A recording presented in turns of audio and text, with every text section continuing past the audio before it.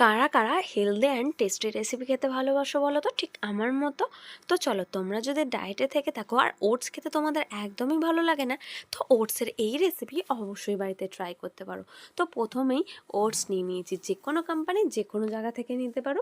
তো এখানে আমি কোনো কিন্তু পরিমাণ বলছি না। ওটসের সঙ্গে আমি 1 কাপ মতো সুজি ইউজ করছি। তোমরা চাইলে এখানে টক দই, ডিম যে কোনো কিন্তু কিছু দিতে পারো।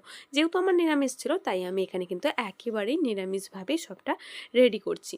তো প্রথমে আমি সুজি আর ওটসটাকে জলে মিনিমাম 10 থেকে 12 মিনিট মতো ভিজিয়ে রেখেছিলাম, কারণ ওটস কিন্তু অনেকটা জল টানে আর ওটসটা ফুলে ওঠে। তারপরে এখানে কিছু ভেজিটেবলস নিজেদের মতো পছন্দের অ্যাড করো, যেমন আদা গ্রেট করে দিয়েছি, কাঁচা লঙ্কা কুচি, একটুখানি বরবটি, একটু ছোট ছোট করে টমেটো।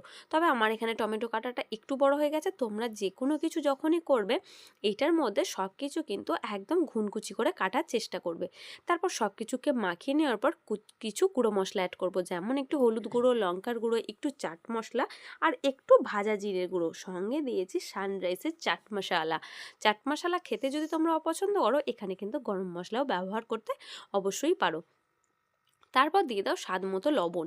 এখানে কিন্তু কোনো রকম মিষ্টি ব্যবহার করব না। আর তোমরা যদি নিরামিষ না করো, পেঁয়াজ কুচি, একটা ডিম, একটু টক দইও কিন্তু দিতে পারো। আমার বাড়িতে টক দই ছিল না, তাই আমি দিইনি। এবার সব কিছুকে একটা বড় জায়গায় ভালো করে হাতে করে একটু চটকে নাও, কিংবা হাতায় করে মিক্স করে নাও। তারপর গ্যাসে একটা ফ্রাইং প্যান বসিয়ে দাও। প্যানের মধ্যে অল্প তেল ব্রাশ করো। চাইলে তোমরা তেলটা কিন্তু স্কিপ করতে পারো, মানে বিনা তেলেও এই পরোটা কিন্তু হয়।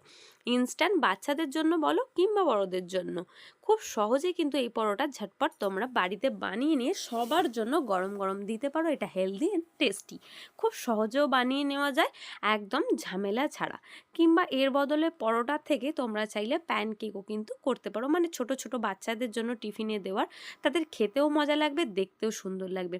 এপিট ওপিট লাল লাল করে ঠিক এইরকমভাবে ভেজে নেবে। দেখলে কত সহজে স্মুথলি উঠে গেল। একদমই এইভাবে প্রত্যেকটা পরোটা আমি ভেজে নেব। এটা কিন্তু মাঝে মধ্যে একটু করে ভেঙে যেতে পারে, তাতে কিন্তু কোনো চাপ নেওয়ার ব্যাপার নেই। এতটাই টেস্টি খেতে হয় যে তোমাদেরকে কি বলবো। আমার তো দারুণ লেগেছে ওটসের এই নিউ রেসিপি। তোমাদের কেমন লাগলো কমেন্ট সেকশানে অবশ্যই জানাতে ভুলো না। আর এটা তোমরা চাইলে সস কাসুন্দি কিংবা শুধু যে কোনো কিছুর সঙ্গে কিন্তু খেতে পারো। আমি তো সস কাসুন্দি দুটোই নিয়েছিলাম। আচ্ছা, তোমরা কে কীভাবে বাড়িতে ট্রাই করছো ফটাফট জানাও তো দেখি। হেলদি টেস্টি এই স্ন্যাক্সের রেসিপি পেট ভরেও থাকে আর খেতেও কিন্তু মজাদার লাগে। Thanks for watching guys. ভালো থাকবে, সুস্থ থাকবে। দেখা হচ্ছে পরের কোনো নতুন রেসিপিতে।